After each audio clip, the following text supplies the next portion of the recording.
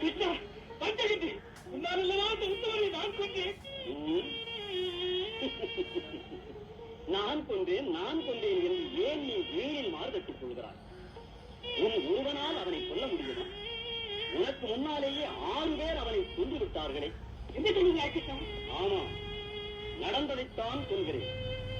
முதலில் கர்ணனது கவச குண்டலங்களை இந்திரன் யாசித்து கவர்ந்து சென்றான். 2வது, பிரம்மாஸ்திரம் அவனுக்கு பயன் தராது போகட்டும் என்று பரசுராமர் சபித்து விட்டார். 3வது, கர்ணனால் மகனை இழந்த ஓர் அந்தனர் சமயத்தில் தேர் ஓடாது நிற்கட்டும் என்று சாபமிட்டு பழி தீர்த்தார். 4வது, நாகாத்திரத்தை உன் மீது 2ஆம் முறை விடக்கூடாதென உன் தாய் குந்தி வரம் பெற்றார். 5வது, சல்லியன் தேரை நடுவழியில் நிறுத்திவிட்டு போய்விட்டார்.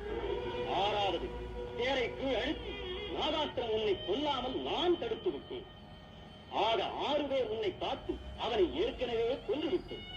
கடைசியாக செத்த பாம்பை நீ அடித்துவிட்டு நான் தான் கொண்டேன் என்று வீராப்பு பேசுகிறாய்.